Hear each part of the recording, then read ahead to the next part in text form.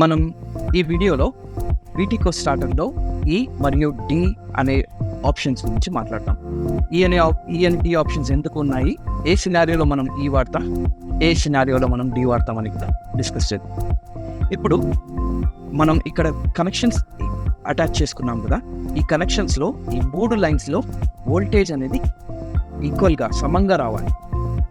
ఒకవేళ వోల్టేజ్ తేడా అనేది 40 volts కన్నా ఒక లైన్కి ఇంకో లైన్కి మధ్యలో ఎక్కువ వచ్చిందంటే మన వోల్టేజ్ సప్లై అనేది ఈక్వల్ లేదు అని అర్థం. అలాంటి సిచ్యువేషన్లో మనం డీని సెట్ చేస్తున్నాం. డి మోడ్లో మనం మోటార్ని ఆపరేట్ చేస్తాం.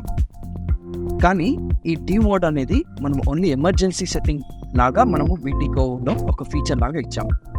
డి మోడ్లో మీరు ఎక్కువ మోటార్ని రన్ చేశారంటే అది మోటార్కి కరెక్ట్ కాదు, మంచిది కాదు.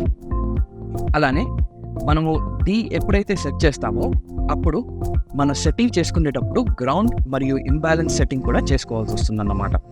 సో ఈ సెట్టింగ్ ఎలా చేయాలంటే మన స్టార్టర్ ఆటో ఆఫ్ స్విచ్ని ఆఫ్ పొజిషన్లో పెట్టుకొని మన స్టార్టర్కి పవర్ సప్లై అని కట్ చేసి తర్వాత మెన్యూలోకి ఎంటర్ అయ్యి మనం సెట్ చేయాల్సి వస్తుంది. నేను ఇప్పుడు అది ఎలా చేయాలో చూపిస్తాను.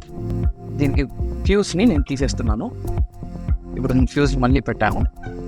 వితిన్ 10 seconds ఆన్ చేసి ఆఫ్ చేసామంటే మెన్యూలోకి ఎంటర్ అవుతుంది.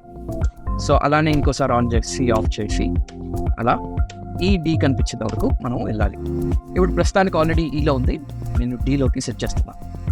నేను చెప్పినట్టు డీని సెట్ చేయగానే మన యాంపియర్స్ కూడా సెట్ చేయాల్సి వస్తుంది అన్నమాట. సో నేను ఫర్ ఎగ్జాంపుల్ దీన్ని 30%కి పెట్టాను. సో అలానే ఆన్ చేసి ఆఫ్ చేసామంటే ఈ సెట్టింగ్ అనేది సేవ్ అవుతుంది. ఇలా మనం ఈని డీని మనం మార్చుకోవచ్చు ఎప్పుడు కావాలంటే అప్పుడు. అంతే. I'll see you in the next video. Thank you.